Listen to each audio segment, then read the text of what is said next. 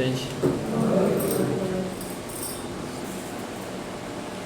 Que alegria estarmos juntos mais uma vez nessa casa bendita que nos recebe tão bem, que tanto nos orienta, nos socorre, num caminho seguro, esse caminho do Evangelho redivivo do nosso Senhor Jesus Cristo. E hoje vamos falar sobre o nosso codificador, Allan Kardec. Dia 3, terça-feira, foi comemorado o seu aniversário de nascimento. Seriam 218 anos de Kardec, do nascimento de Kardec. Não que espírita se apegue à data, mas é importante a gente sempre estar relembrando Kardec, porque senão a gente perde referência. E por que a gente segue tanto esses ensinamentos que Kardec codificou, organizou? Por que a gente se prende tanto à codificação? Por que a gente não segue por outros caminhos? É importante a gente falar de Kardec, muito além de uma pessoa, um espírito, mas sobretudo como um conjunto de ensinamentos, um conjunto normativo mesmo, para nos balizar, para nos manter em equilíbrio. Quem é de fora do espiritismo ainda não compreende essa importância que a gente dá a Kardec. Tem gente que diz que a gente coloca Kardec acima de Jesus, o que não é verdade. Nós aqui dentro do espiritismo sabemos que Kardec, e aí vai o título da noite, é um emissário do Cristo, como tantos outros, conhecidos, anônimos. Kardec, nesta reencarnação que a gente fala, o professor Denizar Rivaio, veio conhecido, mas veio inúmeras outras vezes de forma desconhecida. E é importante a gente falar nesse emissário, porque ele sim codificou toda uma doutrina que é, em verdade, o Evangelho redivivo de Jesus. O Evangelho sem deturpações, o Evangelho que a gente pode considerar na sua mais profunda pureza, porque vem resgatar os erros humanos e colocar sobre um caminho seguro. Essa foi a tarefa de Kardec. Uma missão já anunciada pelo próprio Cristo, quando disse que ia rogar ao Pai que enviasse à face da terra um outro Consolador. Um Consolador que relembraria todas as coisas que Jesus já tinha dito e acrescentaria novos conhecimentos. O que deve ser muito natural, porque o próprio Mestre acrescentou novos conhecimentos e relembrou as leis que deveriam ser relembradas lá do Antigo Testamento. Então a gente percebe que as revelações, lá começando na primeira, no Antigo Testamento, passando pelo Evangelho do nosso Senhor Jesus Cristo e chegando até o Espiritismo, essas revelações elas são progressivas. Elas seguem uma ordem, uma não acaba com a outra, apenas colocam sobre um prisma seguro, sobre um caminho seguro, tirando, desvinculando de erros e acrescentando em cima disso novos conhecimentos. Então foi isso que Kardec fez. Eu tenho certeza que não vai parar por aqui. Tenho certeza que virão novos conhecimentos no futuro, quando a humanidade estiver preparada, mas no momento acho que já está de excelente tamanho que a gente já tem. Primeiro Testamento, Novo Testamento e a doutrina espírita. Então nós precisamos relembrar Kardec sempre. A gente tem as orientações dos espíritos que nos falam, olha, cuidado, é Kardec, lembra de Kardec, lembra dos ensinamentos, para que a gente não fuja desses ensinamentos. E nós vamos entender um pouquinho hoje Quais são esses ensinamentos? Por que Kardec? Por que a gente fala tanto em Kardec? Porque ele, um emissário do Cristo e não outra pessoa, poderia ser, sim, claro que ninguém é insubstituível, mas ele veio com a missão. Poderia falhar? Não falhou, graças a Deus. Mas se falhasse, teriam outros para substituí-lo. Leon Denis, por exemplo. E a caminhada de Kardec com o Leon Denis, a gente vai entender hoje também que não é de agora, já vinha de antes. A gente vai perceber que está tudo entrelaçado através das múltiplas reencarnações. Tá? Mas por que Kardec? Kardec como um espírito preparado, um espírito a serviço de outros espíritos, porque em verdade os ensinamentos da doutrina espírita não são unicamente de Kardec. Claro, ele contribui de uma forma magistral, tanto com a organização da doutrina espírita, como com seus comentários pessoais. Mas os maiores ensinamentos provêm dos espíritos, os enviados de Jesus no plano espiritual. E aí lá no item 6 do capítulo 6 do Evangelho segundo o Espiritismo, capítulo 6, para quem não lembra, é o Cristo Consolador. E nesse capítulo tem mensagens apenas de Jesus, o Espírito da Verdade. Em uma dessas mensagens, lá no item 6, tem assim, não desanimais, estou com vocês, o meu apóstolo vos instrui. O que é apóstolo? Apóstolo é diferente de seguidor. Seguidor, Jesus tinha milhares. Apóstolo é um nível acima. Também não só tinham os 12. Os 12 eram os conhecidos. Aí vem Paulo depois como o 13º. Conhecidos. Mas tivemos vários outros depois, né, que a gente não conhece nem precisa. Apóstolo é aquele espírito, aquele ser humano que já atingiu um conhecimento superior acerca do Evangelho. Todo esse é apóstolo. Ou seja, Kardec é um apóstolo de Jesus. Alguém que está aqui, que pode ter uma compreensão maior acerca do Evangelho, também é um apóstolo.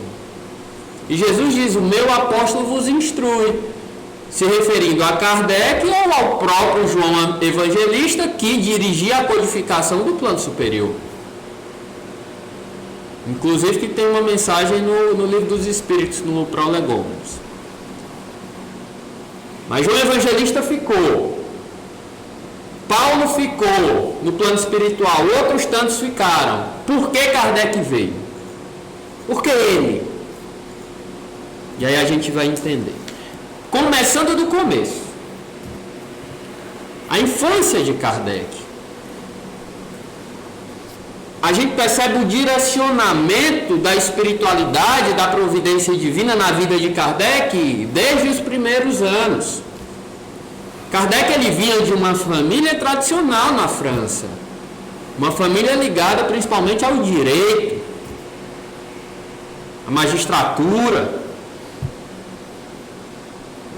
E aí ele foi estudar numa escola que seguia o método Pestalozzi.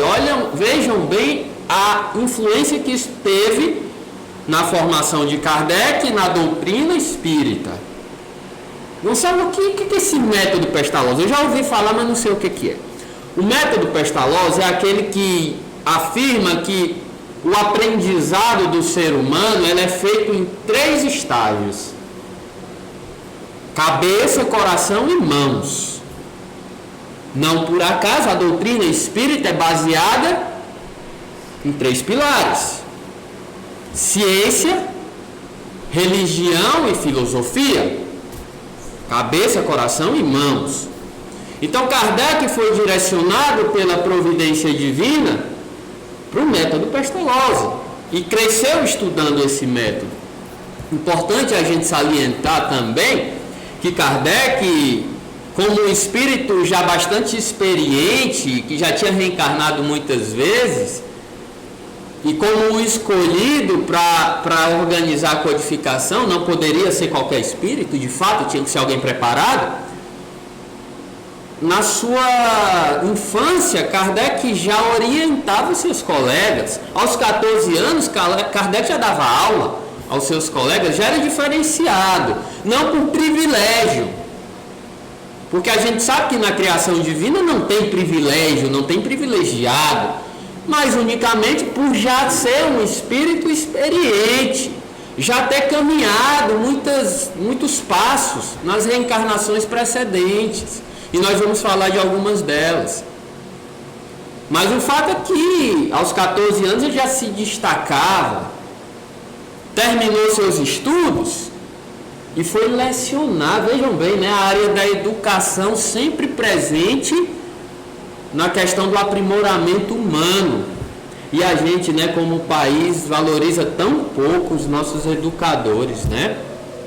Ainda precisamos aprender muito essa questão de valorizar os nossos professores, os nossos educadores. E aí Kardec decidiu seguir essa área, não foi seguir o direito, seguiu a área do ensino. E a gente percebe como realmente um espírito preparado. O Kardec, ele falava 6 línguas fluentemente. E a gente também vai perceber mais na frente que não é por acaso. Você simplesmente não nasce falando 6 línguas, e isso não vem do zero. É preciso uma caminhada. As reencarnações provam que é preciso que haja uma matriz no seu espírito para que você aprenda fluentemente uma língua. E aí nós temos exemplos de espíritos que reencarnaram agora lá na Mansão do Caminho, lá com o Divaldo, que eram babilônios antigos e que não aprenderam a falar o português agora, simplesmente porque não tinham uma matriz latina ainda em seus espíritos. Só tinham reencarnado como babilônios há tanto tempo atrás. Então Kardec falava 6 línguas, falava, lógico, o francês, o alemão, o espanhol, o inglês, holandês. Então era um espírito que a gente agora já percebe que ele já tinha uma facilidade com línguas. É o primeiro sinal aqui de uma reencarnação que a gente vai falar mais na frente. Outro sinal era a facilidade que Kardec tinha com as ciências positivas. Kardec era professor de astronomia, de matemática, de ciências de uma forma geral, química, mas não só isso, professor de francês também, aí a língua inclusa na formação de Kardec. Aqui eu estou falando do professor Rivaio.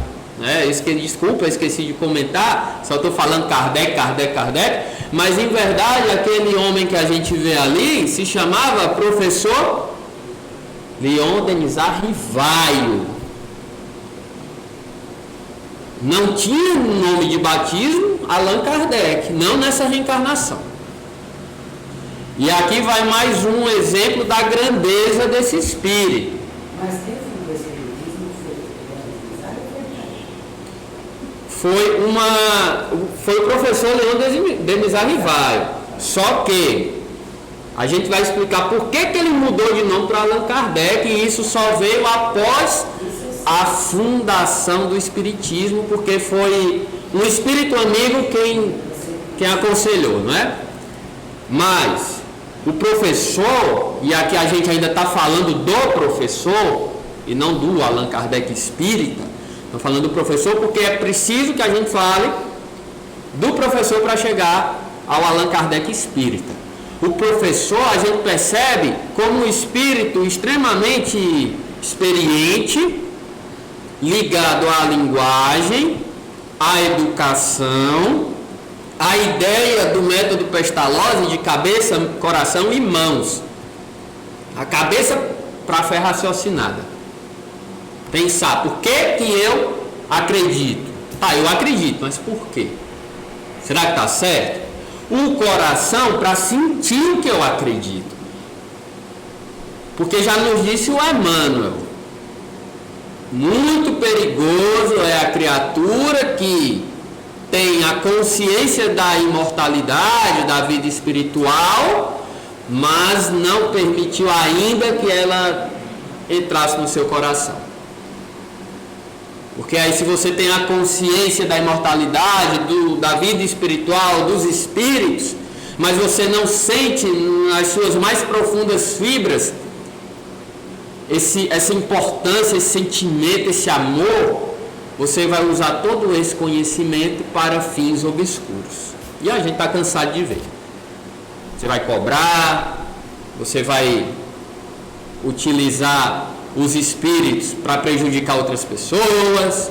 Você tem o conhecimento, mas você não sente o bem pulsar ainda dentro de você.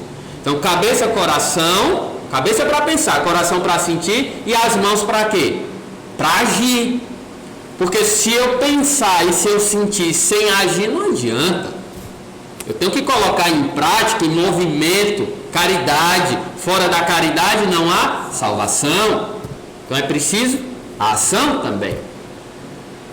Então o professor Rivaio, extremamente experiente, preparadíssimo, chega lá aos 50 anos de idade, vejam só, chega aos 50 anos sem ouvir falar de espiritismo. As pessoas falam assim, tô velho para espiritismo, eu tô velho com esse negócio de cristianismo, de Jesus, de espiritismo. Mas Kardec até os 50 anos não conhecia os espíritos. Vinha de uma família católica, com muitos questionamentos de céu, de inferno e tal, mas em verdade ainda não tinha tido contato com os espíritos. E aí, lá no ano de 1854, começou ali, né, os fenômenos das mesas girantes, 51 e 2, e lá em 54, Kardec, no caso ainda o professor Rivaio, ele encontra um grande amigo chamado Monsieur Fortier, Sr. Fortier, e o Sr. Fortier tinha tido contato com as mesas girantes, o fenômeno das mesas girantes. Para quem não conhece, o espiritismo originou daí. A mesa girava no ar. Para quê, gente? Para quê? Unicamente para chamar a atenção do público. Era aquilo que Jesus fazia, por exemplo, com os milagres, os sinais. Para que era? Para dizer, olha, tem alguma coisa aqui além da palavra. E a mesa girante era para provar que tinha alguma coisa além da matéria. Era essa a intenção dos espíritos ao promoverem os fenômenos das mesas girantes. Não era, gente, para divertir, para coisas triviais. Era para mostrar, olha, estamos aqui. Tem um fenômeno que vocês precisam estudar. Só que a maioria das pessoas, como até hoje acontece, não queriam saber das implicações da existência do mundo espiritual. Elas se divertiam. E Kardec, como um espírito extremamente prudente e até de certa forma cético, e isso ajudou muito a doutrina, essa personalidade de Kardec, no primeiro momento não acreditou. Não, isso é obra do magnetismo, que estava bastante difundido na época. Isso aí é um truque de magnetismo. Isso, enfim. E não se interessou no primeiro momento, provando o seu caráter científico, prudente, que não é um espírito bobo, que se deixava levar por qualquer coisa. Só que aí, gente, um ano depois, no ano de 1855, as mesas, além de girarem no ar, começaram a responder perguntas. Aí não tinha como mais o professor Rivaio negar, né? Aí chamou realmente a atenção dele. Não, girar no ar até que pode ser obra do magnetismo, mas responder pergunta aí já é demais. Aí já tem outra coisa. E ele começou a frequentar aquelas reuniões lá em Paris, tá? E ele percebeu, de acordo com o seu caráter analítico, científico, porque não era cientista, mas era um espírito cientista. Não tinha vindo na reencarnação como professor Rivaio como cientista, veio como professor, mas era um espírito cientista. E aí começou a indagar os espíritos acerca de muitas coisas. Importante que Kardec foi um dos únicos naquela sociedade, lá em Paris, lá na França, a questionar o porquê das coisas. Se espírito existe, onde é que isso vai dar? Porque as pessoas, espírito existe, vamos nos divertir com eles. Mas Kardec não. Ele questionou as implicações da existência dos espíritos. É a parte filosófica da doutrina. Se espírito existe, e agora? Quais são as implicações disso? E aí Kardec brilhantemente organiza as perguntas do Livro dos Espíritos, que já tiveram algumas versões e hoje tem 1019 perguntas. E aqui eu só vou trazer algumas para a gente ter um pouquinho da noção da grandeza e do caráter analítico desse espírito. Mas antes das perguntas, eu vou trazer a definição da elaboração do espiritismo pelo próprio Kardec. Kardec nos diz que o espiritismo, essa ciência que ele iria organizar, ela se baseia e procede exatamente da mesma forma que as ciências positivas, a matemática, a astronomia, a física, a química. Quais são essas formas? São aplicadas através do método experimental. Gente, o que é o método experimental? Que se baseiam as ciências positivas e o espiritismo. É assim. A astronomia a astronomia viu que tem um planeta. Olha ali para cima e vê Júpiter. Tem um planeta ali. É um efeito, eu estou vendo. Aí a astronomia vai lá nas causas. Como é Júpiter? Como foi criado Júpiter? E quais são os fins de Júpiter? Estou dando um exemplo da ciência positiva, astronomia. Aí agora vem o espiritismo, com Kardec diz assim, olha, espírito existe, eu estou vendo ele se comunicar aqui na mesa, responder pergunta. Já que ele existe, é um efeito, eu vou para as causas. O que é espírito? Vem de onde? Para que serve? Qual a finalidade? É isso que a doutrina espírita faz. E como a gente percebe que está tudo interligado, ela vai desembocar lá no Evangelho de Jesus. Porque os Espíritos dizem, olha, todos nós somos criação divina, todos nós evoluímos e Jesus é o nosso mestre. Então, siga o Evangelho. E aí desinformada é a pessoa que acha que o Espiritismo não segue Jesus. Porque é evidente que os espíritos evoluídos seguem claramente o Evangelho de quem? De Jesus. Que, como diz Marcos, é o Evangelho, na verdade, de Deus. Porque Jesus é o médium de Deus. Jesus trouxe os ensinamentos de Deus. Não foi isso? Então, percebemos que está tudo interligado. Mas, enfim, o professor Rivaio começa a estudar esse negócio de espírito, começa a fazer perguntas, começa a reunir perguntas feitas por diversos médiums. E aí manifesta um espírito familiar, um espírito amigo seu, e diz assim, olha, professor Rivaio, você não está aqui por acaso, você foi escolhido, você tem uma missão, aliás, você mesmo escolheu a missão. A sua caminhada não é de hoje, ela vem de antes.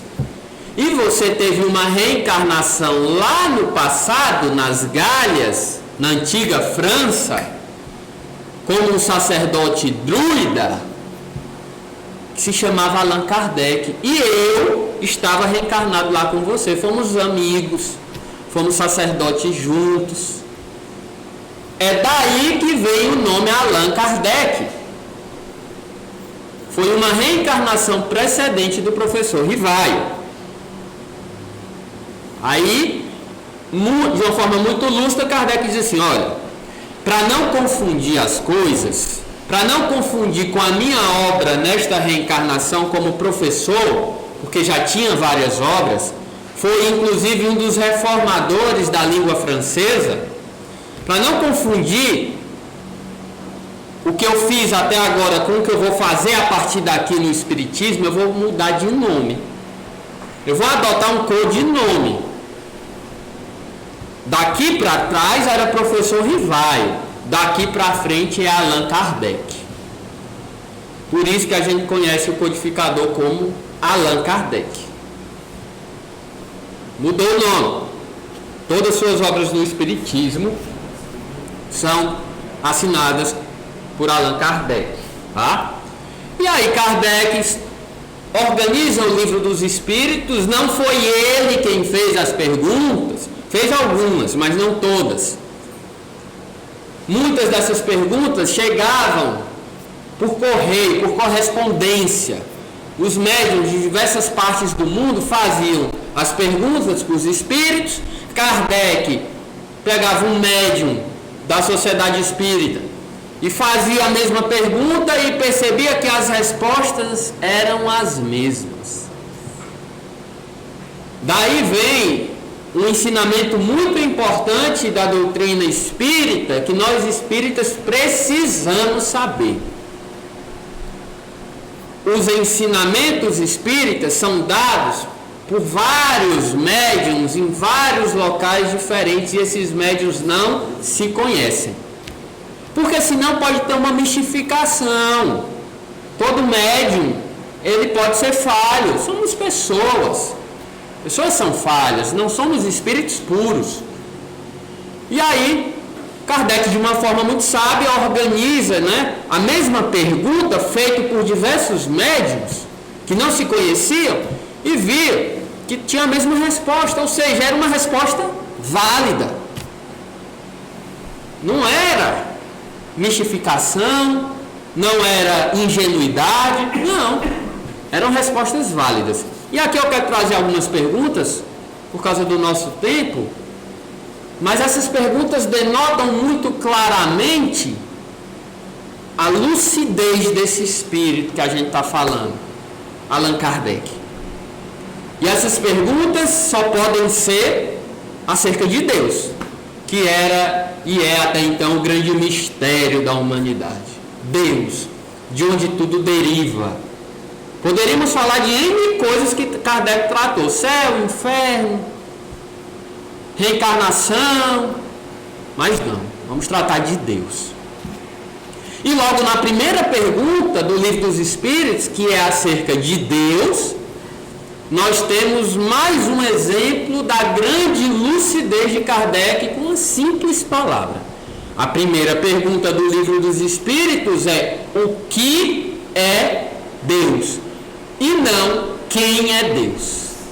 Essa palavra que e quem, essa diferença, ela faz toda a diferença dentro da doutrina, no nosso arcabouço de conhecimento.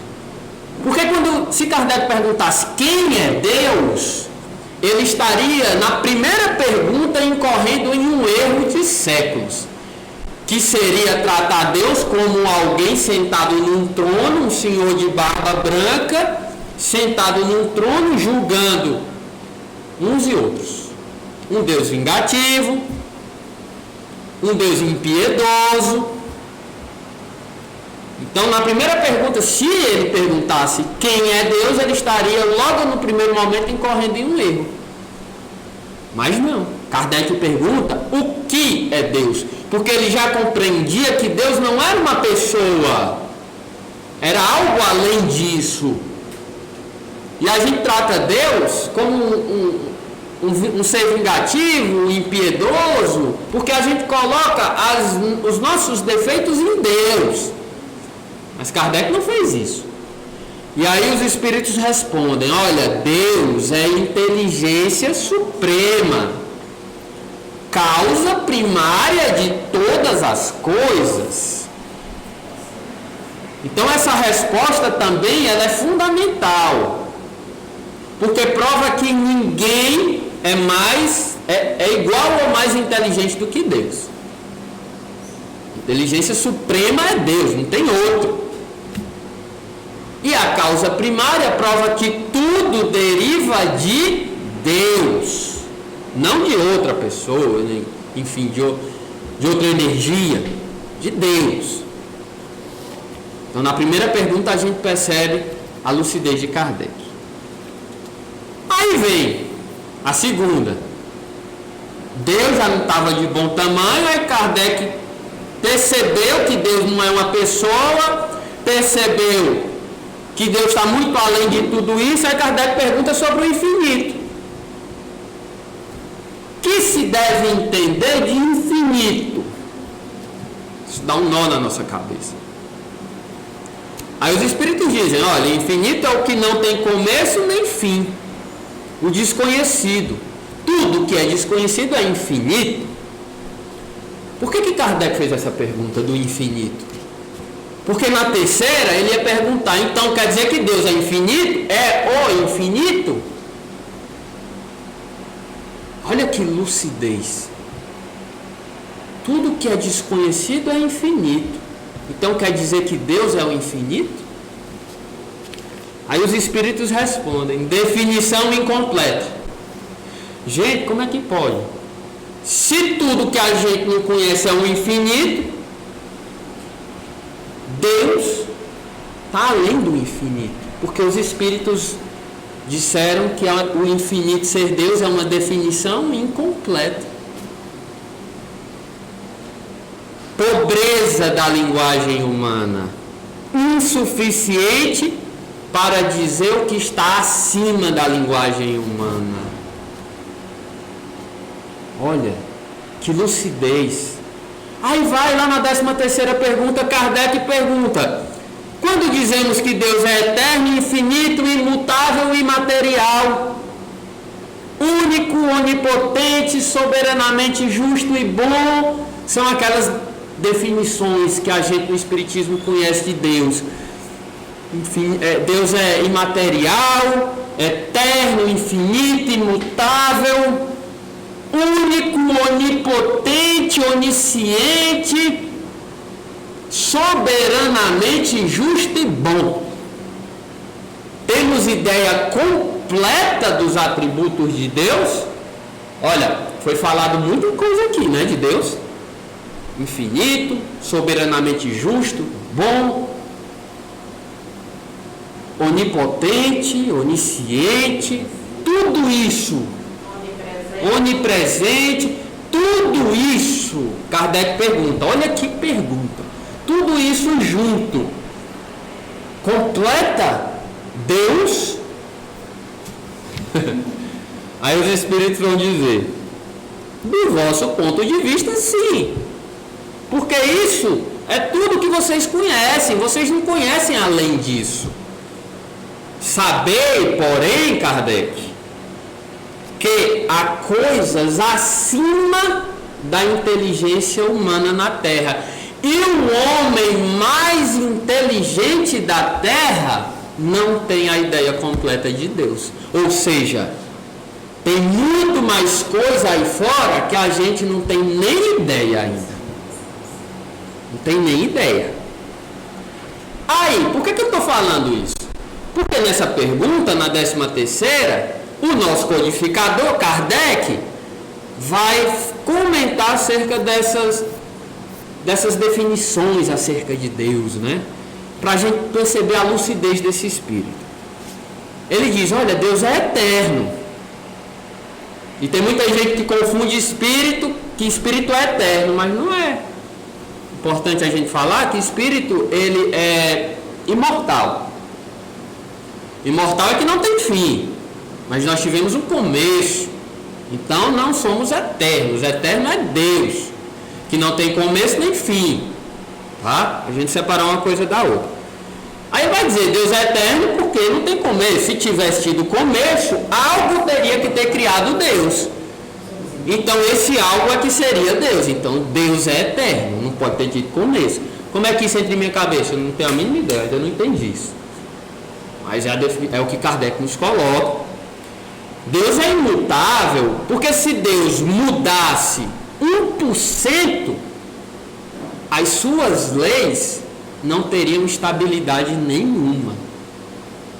Porque poderia ser uma lei 4 bilhões de anos atrás e poderia ser uma lei 5 bilhões de anos na frente. Então é evidente que Deus não pode mudar, porque suas leis não mudam, são eternas. Isso é Kardec que está falando, olha que lindo, não é? Deus é imaterial, aí Kardec vai dizer sim, claro, porque Deus está além da matéria. Todo o universo é matéria, inclusive os espíritos mais puros ainda têm matéria em si, porque o próprio espírito é matéria sutil, que está essenciada, mas é matéria. Ele não sofre mais a influência da matéria densa, mas o próprio espírito é matéria sutil.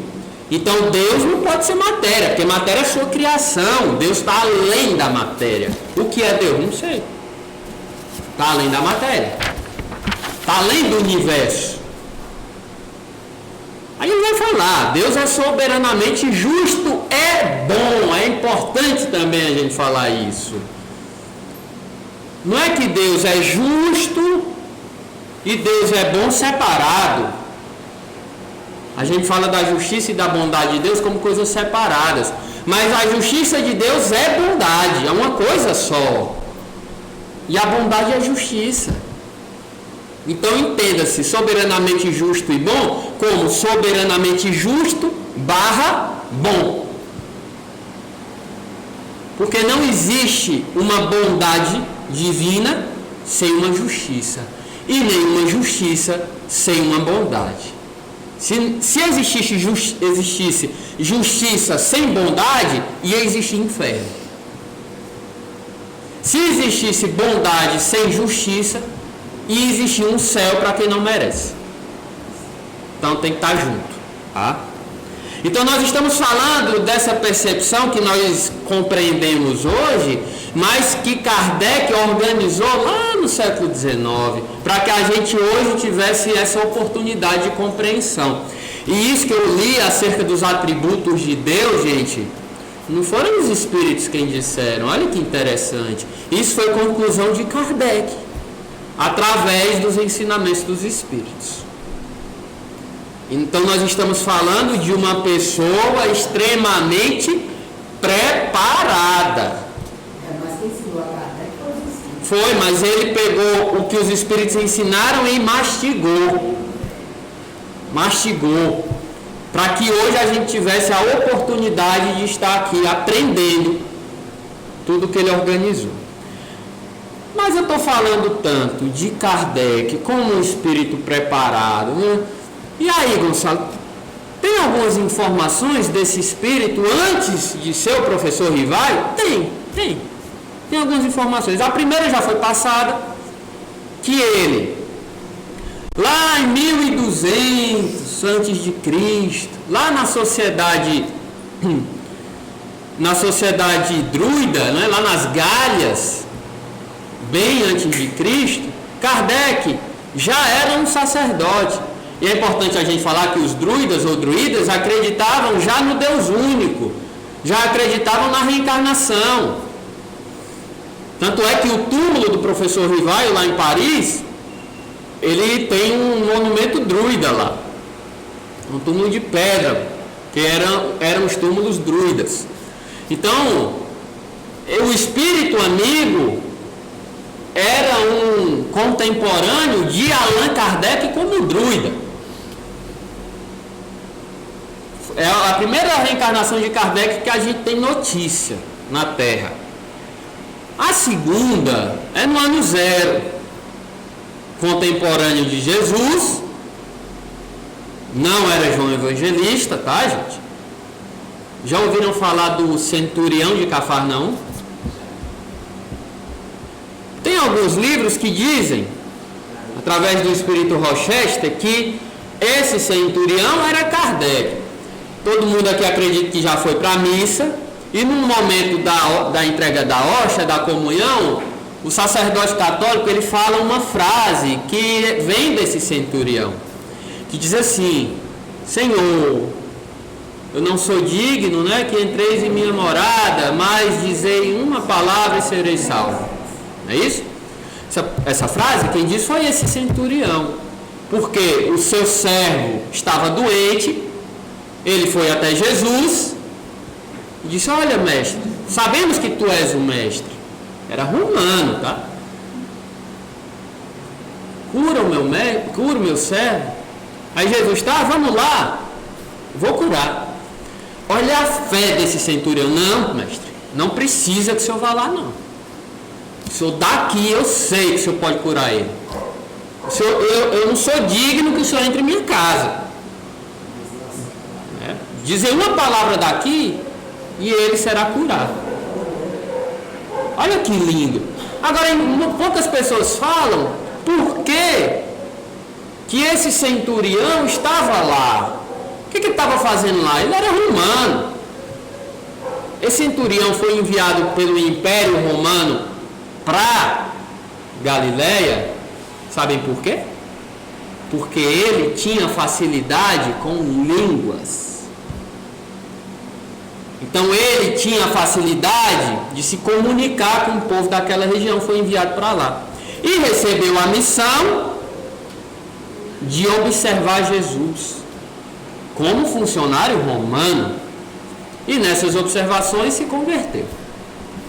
É a segunda reencarnação de Kardec que se tem notícia, não é um consenso, não faz diferença em nossa vida, mas acho importante a gente falar. E a terceira, essa sim, é bastante reconhecida, está inclusive na revista O Reformador, comunicação do espírito Humberto de Campos, que diz que Kardec, na sua última reencarnação antes do professor Rivaio, foi o reformador da igreja Jean Hus, que também tinha facilidade com linguagens, não aceitava mais algumas questões da igreja. Por exemplo, você ter que pagar para ter um pedaço do céu. Não aceitava a infalibilidade do Papa. Para ele, infalível era Jesus. Por causa disso, foi preso, torturado e queimado pela própria igreja. E eu sempre falo isso. Quando a gente fala igreja, não é apontando o dedo para a igreja católica, porque nós já tivemos com certeza diversas passagens no seio da igreja, mas nós já tivemos diversas passagens lá, quiçá não fomos nós que queimamos, inquisidores que fomos, por isso estamos dentro do espiritismo hoje, não só na igreja católica, mas também na reforma, e em tantas outras crenças, porque nós sabemos que as reencarnações são sucessivas. Então é importante, eu que estou falando aqui da igreja católica, não são eles, são nós. Estamos todos juntos. Mas de fato, Jean Hus foi queimado pela igreja. E veio depois como Kardec. E tem uma mensagem na Revista Espírita, alguns meses após o desencarne do professor Rivaio, dizendo assim, olha a mensagem: desde o tempo que eu fui queimado como Jean Hus, meu espírito se engrandeceu, repeli sucessivamente minhas antigas crenças que eram errôneas. Ou seja, foi queimado? Foi, mas aprendeu e veio como o professor Denizar Rivaio, como um espírito ainda mais preparado, com a missão de codificar essa doutrina que nós hoje conhecemos como o Consolador prometido por Jesus. Olha a responsabilidade. Aí nós percebemos as reencarnações se entrelaçando, no caso de Kardec. Aí tem lá no seu túmulo, na França, nascer, morrer, renascer ainda. e progredir sem cessar. Tal é a lei. Então isso aconteceu com Kardec, isso acontece com todos nós. Quem somos hoje é resultado do que nós fomos no passado. Quem seremos amanhã é resultado do que somos hoje. Tudo se entrelaça. E nós hoje compreendemos isso graças, entre outras pessoas, a Kardec. E os espíritos nos falaram, que a missão do espiritismo estava só no começo. Viriam outros para complementar a obra. E aí nós temos, por exemplo, Chico Xavier. Kardec falou do mundo espiritual. Chico falou de colônia. Kardec falou de espíritos imperfeitos, atrasados, voltados para o mal. Chico, através, por exemplo, da obra de André Luiz, nos demonstrou a obsessão. Então a gente percebe um entrelace, um enlace. Jesus falava de obsessão. Kardec falou de obsessão. Chico falou de obsessão. O que virá no futuro? Não sei. Sei que vai ser tão grandioso como o que já veio no passado. Mas de fato o que nós temos hoje já é mais do que suficiente para que a gente caminhe com segurança.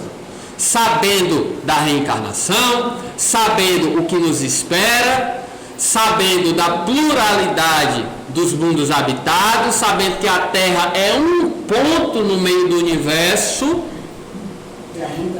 muitas moradas na casa do meu Pai, e principalmente sabendo aquela frase que Kardec colocou, que o verdadeiro, reconhece-se o verdadeiro espírita pelo que, gente?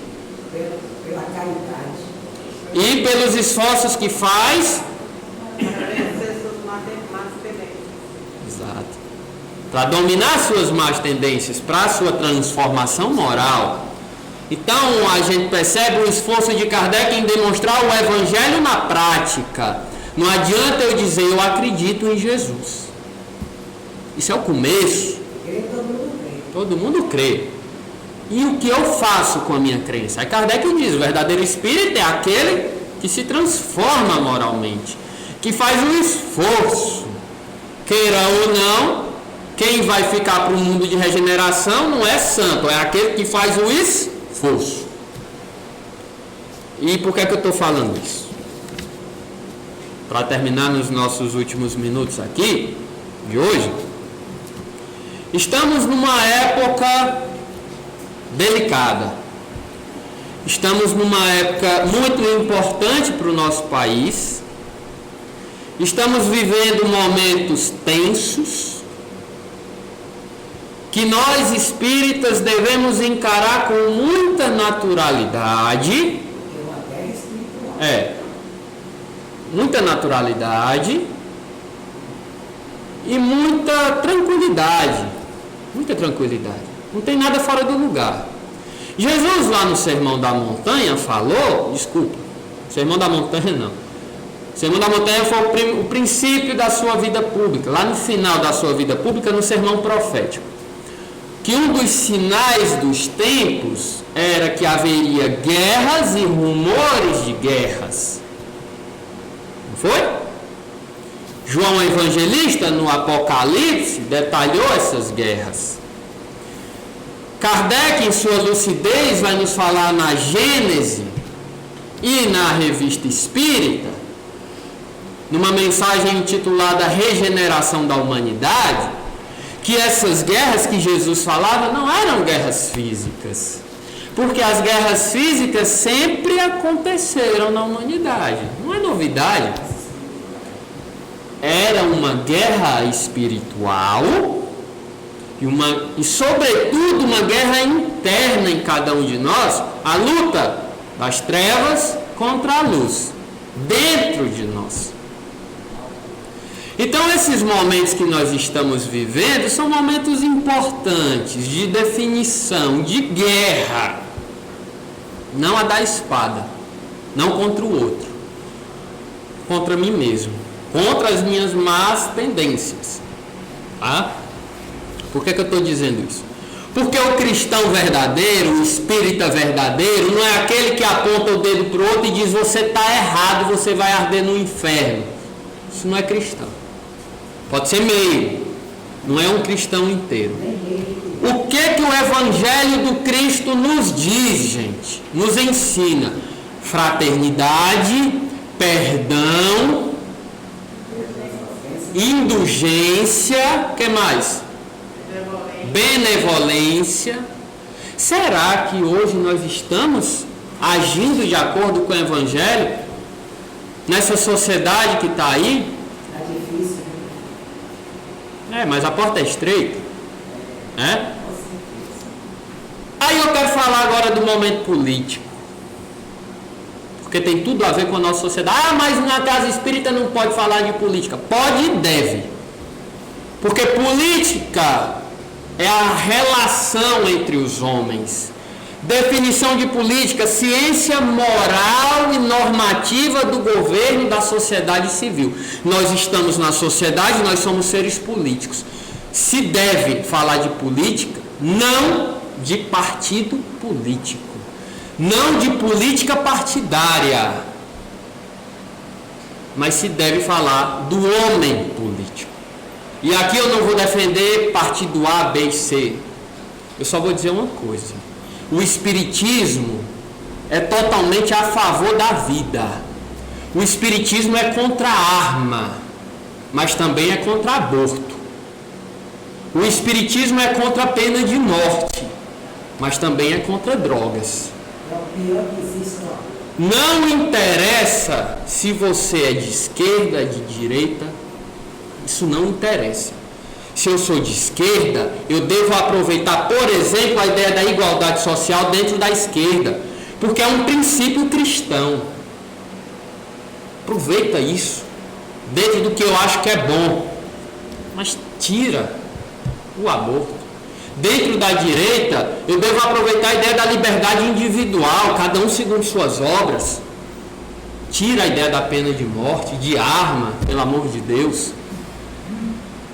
Então o espírita precisa, sobretudo, ter uma conduta espírita de respeito, de fraternidade, de igualdade. Porque a conduta espírita, em verdade, é a conduta cristã. Jesus não pregou religião nenhuma, não pregou política nenhuma. Não vamos cometer o mesmo erro de Judas. Quem acha que Judas entregou Jesus pelo dinheiro está enganado, gente. Humberto Campos já diz isso. Judas entregou Jesus porque achava que o povo ia fazer uma revolução política e ia soltar Jesus. Tanto é que quando Judas viu que aquilo não ia acontecer, ele jogou as moedas nos sacerdotes e se matou. Então não vamos cometer o mesmo erro de Judas, de achar que o mundo vai se transformar pela política, que não vai. Sinto muito. O mundo se transforma e a política do mundo se transforma pela nossa transformação moral, pelo que eu carrego dentro do meu coração. Aí Jesus vem e fala: haverá guerras e rumores de guerra. Eu vou deixar que quem ganha a guerra dentro de mim? O mal, através da intolerância, do ódio, ou o bem, através da fraternidade, da liberdade, da igualdade, da benevolência? O mal jamais venceu. E para quem ainda insiste que política não tem nada a ver com o espiritismo, Bezerra de Menezes foi deputado. Freitas Nobre, lá do Pinga Fogo, era deputado. Caibachuta eu era prefeito. Agora nós devemos usar a política como um instrumento de elevação social baseada na moral cristã, de amor, de liberdade, e não de segregação, de disputa, tá bom? Então é com esse exemplo que nós finalizamos a nossa noite de hoje, nosso estudo, agradecendo a Kardec por essa imensa contribuição dentro do cristianismo e, acima de tudo, dentro da vida de cada um de nós. Muito obrigado e até breve.